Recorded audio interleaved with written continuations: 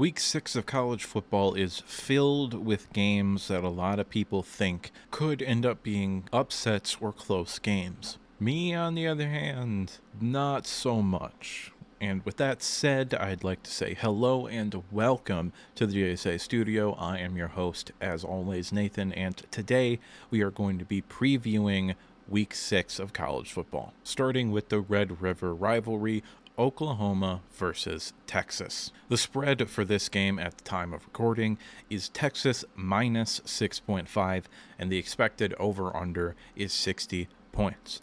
I agree with the over-under. I think this is likely going to be a defensive battle. And the key to the game is how each defense is going to match up against the offense. For Oklahoma's offense going against Texas's defense, Oklahoma is actually pretty efficient on offense, specifically in the passing game, but they are astonishingly lackluster in the run game. And if Texas's defense can make Oklahoma one-dimensional, which I fully expect them to be able to do, then that defensive line can start to tee off and rush the passer against what I believe is a worse offensive line than Alabama. Overall, I don't think Oklahoma is starting anyone as bad as Alabama's left tackle has been this season, but overall, I think it's a worse offensive line than Alabama's. And Texas's defensive line very clearly has the advantage in that matchup, in my opinion.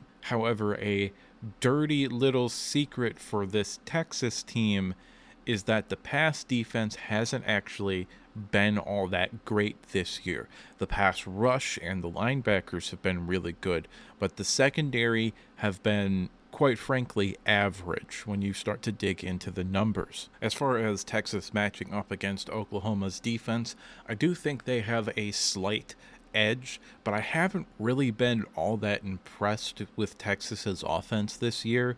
I think Alabama's defense is phenomenally overrated. I think they're a good defense, not a great or elite defense. And the fact of the matter is, until the fourth quarter, Texas couldn't really move the ball against them, and that's kind of been the case for Texas pretty much the whole year, is that they are very much a second half team offensively, and they've kind of struggled to get going early on in games. Whether it was against Wyoming or this past week, they didn't really turn it on until the second half. That being said, I do actually think Texas is going to be able to have more balance offensively than Oklahoma. I just don't particularly think it's going to matter. I have Oklahoma winning this game for the simple reason that they match up better against Texas than Texas matches up against them. I think Texas is going to be able to stop Oklahoma's offense from running. I don't think they're going to be able to stop them from passing pretty much at all. I think Oklahoma's offensive line, although worse than Alabama's, doesn't have the glaring exploit that Alabama's offensive line has. Add that in with Dylan Gabriel's ability to move around, I don't actually think the pass rush is going to be all that big of a factor, and I think Oklahoma is going to get a few explosive plays that are going to lead to points. Texas on offense, I think, is a little bit better than Oklahoma defensively, and because of that, I think Texas is going to score more points than Oklahoma usually allows on defense, but I don't think it's going to be enough. I think many people, including myself, slept on this Oklahoma team coming into this year because of how bad they looked last year. But if Oklahoma can win this game, they might very well propel themselves into the top 5 of both the AP poll and my personal rankings that come out on Monday. And if Texas manages to win, which is very possible, I'm not saying that they can't win, they can absolutely win this game. I just think right now Oklahoma matches up better against Texas than Texas matches up against Oklahoma. But if Texas manages to win this game, they'll probably be ranked number 1 in both the AP poll and my rankings next week. But if Texas loses, I still think there's hope for the season for Texas, because whoever loses this game, I think, should become the favorites to win the Big 12, not the winner, because I think they're probably ending up 11-1 and playing the 12-0 other team in the Big 12 championship game again, and you don't typically see teams beat teams twice in a year. So I think whoever loses is probably going to end up winning the Big 12 championship. Next game on the docket is Maryland versus Ohio State. This is one that a lot of people have been talking about as a potential upset for Ohio State, and I just don't see it. I don't really have a whole lot to break down for this game. I just think Ohio State is in a different stratosphere than Maryland. I don't see Maryland as the type of team that is going to be able to pull off an upset against the big three in the Big Ten this year. I think there's a good chance they end up 9-3, and with a bowl game you can get to double digits, but no, I don't think they have a chance in hell of winning this game. I think Ohio State's defense is legitimately one of the three best in the country. I think they have NFL talent, maybe literally starting at every position. They might have draftable players starting at every single position on defense, and multiple first-round picks and first-round caliber players, in my opinion. I don't think Maryland is going to be able to move the ball on them at all, not even just inconsistently. I don't particularly see Maryland scoring a lot of points until the game is well out of reach in the fourth quarter and they throw the backups in, and then Maryland can start moving the ball and they'll score a sympathy touchdown late, and then they'll throw their backups in and they'll probably get another 7 or 3 points. So I don't think this is going to be a close game at all. I think the over-under and the spread are both being generous for Maryland. The spread being Ohio State minus 19.5 and the over-under being 57.5. I think both of those things are going to be covered and we're going to hit the over. I have Maryland 17, Ohio State 45. I think at least 10 of those points are likely going to come in the fourth quarter against Ohio State for Maryland. I do not believe that this is a game that people should be talking about as an upset. Similarly, I don't think Alabama is on upset alert either, and I'm going to tell you why, but I just wanted to get that out of the way. And the simple reason for that is Connor Wingman. If Connor Wingman was healthy, then I think a lot of the points that people are talking about going in favor for Texas A&M this year would become valid. I think Wingman is someone who probably should have been starting and playing for them last year, and very quietly had himself a really, really good year during those first 4 games. And I think had he been healthy this game, he would have solidified himself as like, oh, this is someone we need to be talking about for the 2025 draft as like a top 10 pick. Unfortunately, he ends up getting hurt, and I just do not believe Texas A&M is going to have the offensive capabilities without him in order to win this game. Flat out and straight up, I don't have a whole lot to talk about for this game. I decided that I was going to, simply because I don't think this is an upset alert game. I think Alabama should win this walking away. Like, it shouldn't be a close game in my opinion.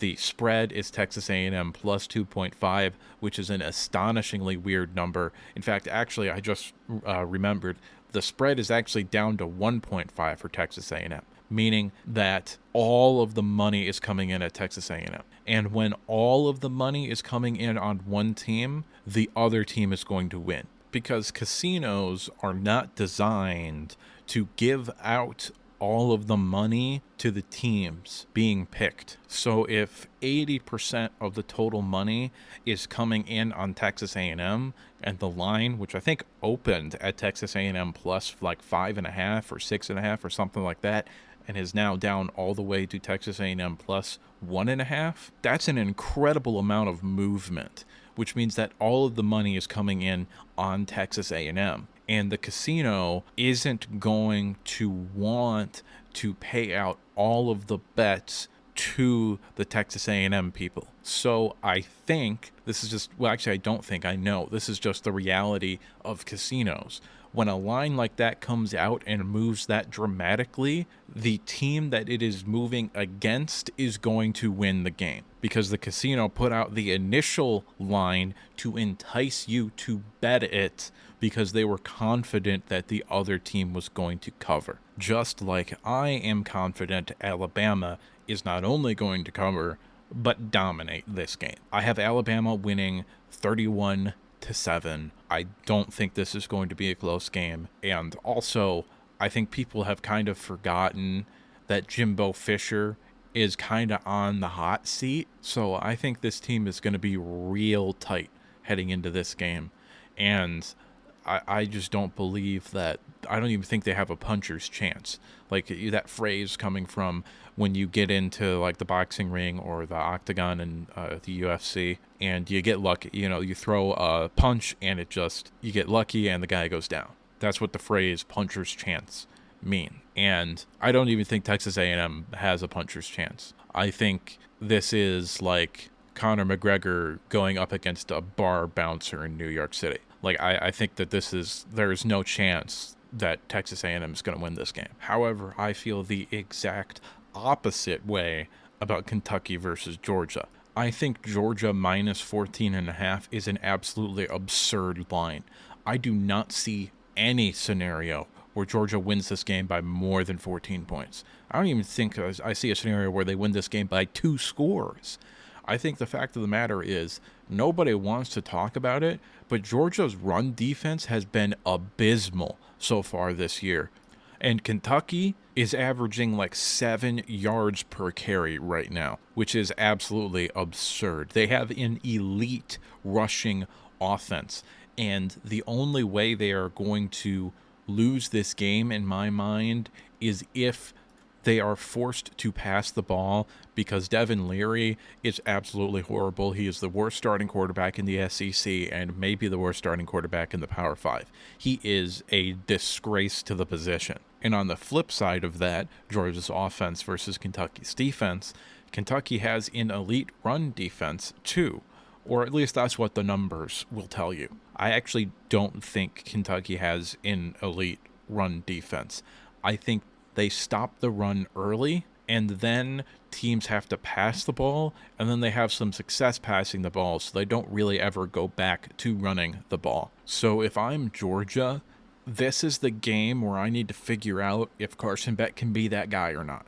Last week, I saw glimpses of him being that guy, but I also saw him make some boneheaded decisions that almost cost them the football game. The fact of the matter is that Carson Beck plays better, like even if he just doesn't have the turnovers. I think Georgia wins that game by 3 or 4 touchdowns. That's how impactful those turnovers were, in my opinion. All that being said, Kentucky's defense is not as good as Auburn's defense, especially their pass defense. I think Kentucky might be able to slow down the Georgia rushing attack a little bit, but I don't particularly see them being able to stop it consistently.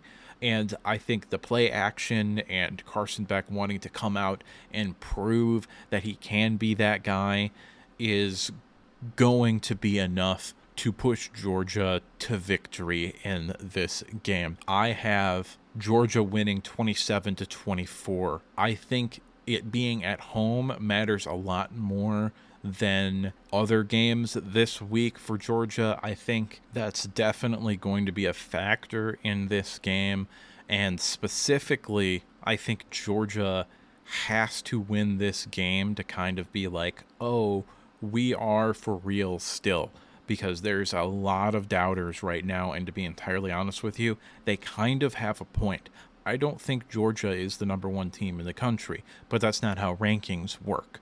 They would have to lose a game in order for them to likely not be ranked number 1. However, a subpar performance against a team that is not expected to do very good, followed by a close win against a good, not great team, could be enough to bump them down to 2 if a team like Texas ends up having a top 10 win against Oklahoma, like they're probably going to. I mean, it's a possibility that they do win that game. I don't think they do. We already talked about that.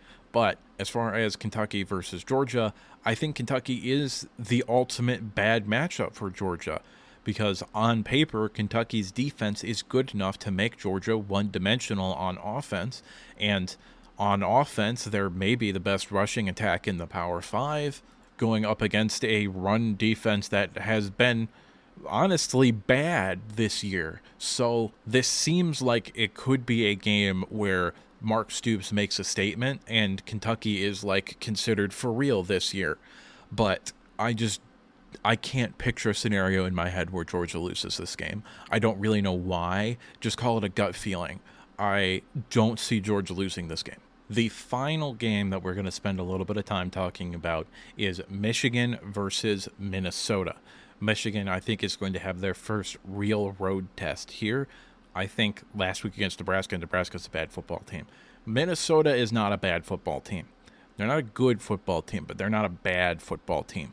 And their defense is honestly pretty good. This is a rivalry game that does not get played every year. So I also think Minnesota is going to be very motivated to play this game. And to be entirely honest with you, they kind of match up pretty decently against Michigan. Minnesota is built to stop the run. And if Michigan can't get the run going, which the offensive line for the vast majority of this year, really outside of last week, has not looked the same as it has the past 2 years.